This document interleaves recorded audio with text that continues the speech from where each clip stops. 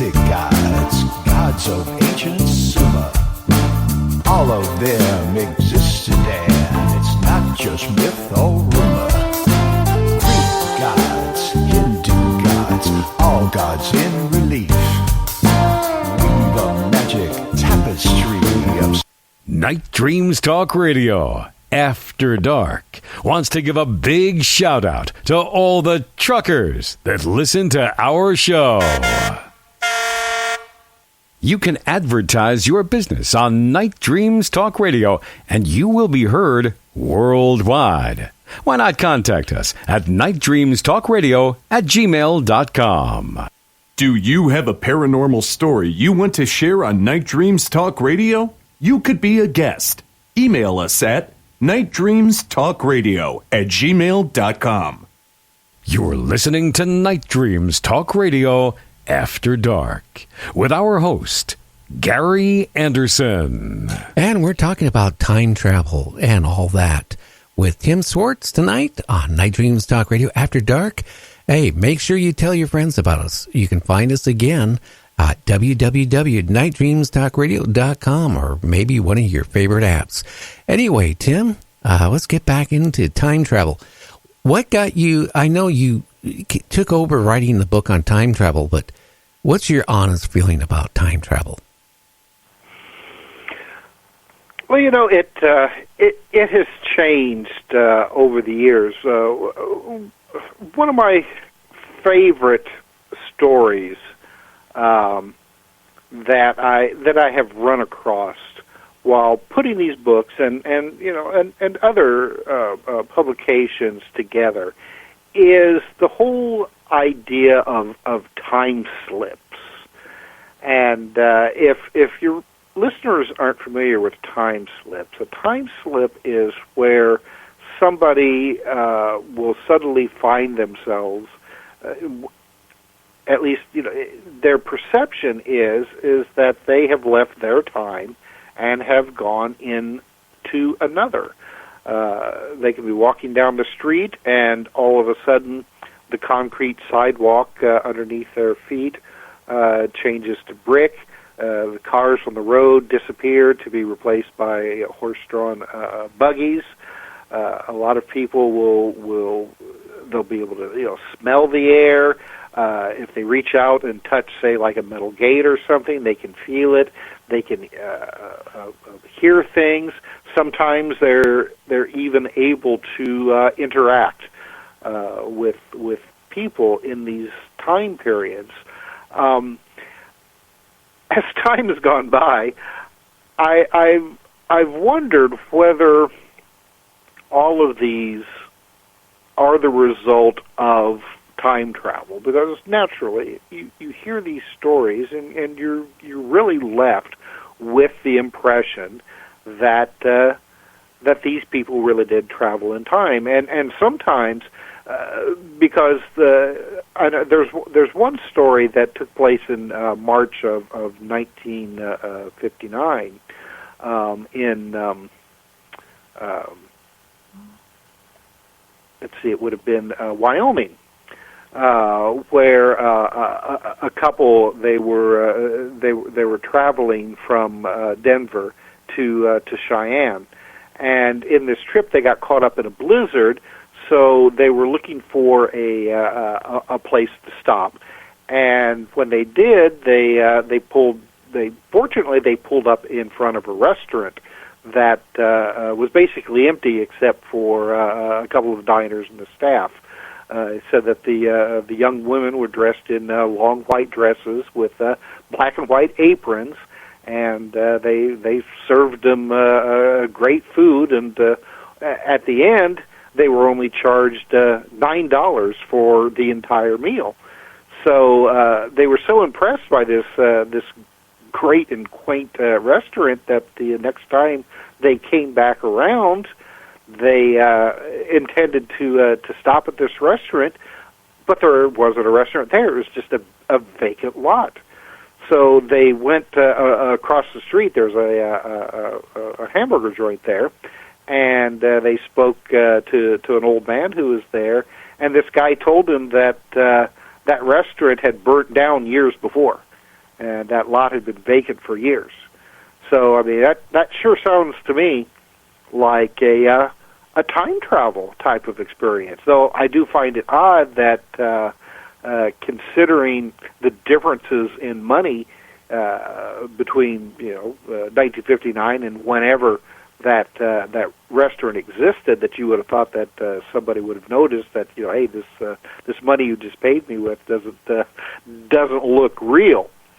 Now, there have been some other events very similar to time shifts, and again, oftentimes involving restaurants or hotels or some type of business establishments where somebody will go into them, notice that the place looks odd, maybe old-fashioned looking, and some along those lines.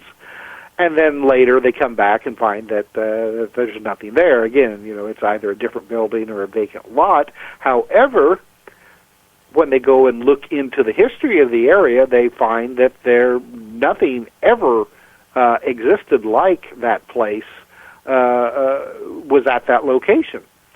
So I wonder if there are times where, rather than a time travel type of event, whether or not it could be an interdimensional type of shift.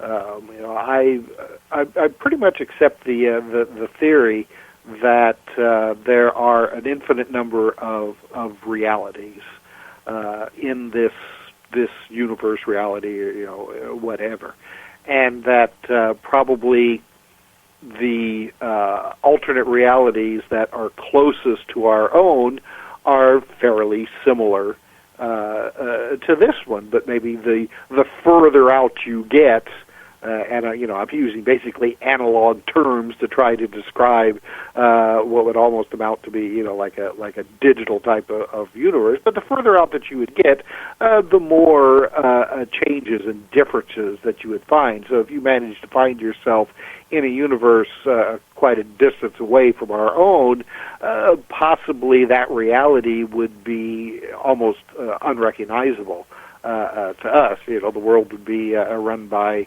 dinosaurs or what have you. So, and again, I wonder if there is that much of a difference between these alternate realities and the past, present, and future. I mean, we are describing these kinds of things in a way that we understand, that our brain can conceive, but possibly it doesn't matter. Possibly these things are, interchangeable, the ideas of the past, present, and future, and alternative realities. But what does seem to me to be plausible is that these things happen because of natural events. People are able to travel unexpectedly and unwillingly most of the time to these different eras in time or other realities because of something that has happened naturally. And when I say naturally, I just mean that our reality probably is a lot more plastic than we currently understand. And that if you're in the right place or the wrong place at the wrong time, you can find yourself either briefly entering another reality or another time and place. Those that are fortunate enough are able to get back to their own time, and those who are unlucky maybe find themselves stuck and forever lost in whatever world that they entered into. There are probably thousands, if not more, people who just unexplainably vanish off of this earth every year. Naturally, some of them are, the results of foul play. Others, there seems to be no good explanation. They just they walk out the door and they're never seen again. And in fact, there's been a lot of cases where that's exactly what's happened, where somebody will walk out the door, say like a loved one is right behind them, and when they walk out the door, the other person is gone, never to be seen again. It's just almost like they'd just been snatched off of the face of the earth. So I think that there is constantly on this planet, throughout the universe, opening and closing portals or windows or doorways or whatever you have, whatever you'd want to call them. And if you happen to be caught up in one of these, you may find yourself transported who knows where, another time, another world, what have you. So yes, I mean, from the research that I have done over these years, I think that that this is true and that this happens quite often. Oh, that is scary. So, I mean, you'd just be walking out of your front door and poof, you're in another time zone or another dimension, another universe. The FBI claims there's 30 to 50,000 people that vanish without a trace in our country each year. Now, you think about Canada, you think about the UK, you think about all these other countries. How many people are missing with them? That's a lot of people could be, doing time travel or going to another universe or maybe going out to a black hole. Who knows where they're going? Well, and it could be also that if what I said before about these alternate realities that flow right alongside of ours, those that are closest to it are almost indistinguishable from our own. That you may vanish from this Earth only to appear on another one, and to you, it would not be any different. You would not notice that you had disappeared from the world that you had known all of your life to appear in another one that is so close to this one that it's practically indistinguishable.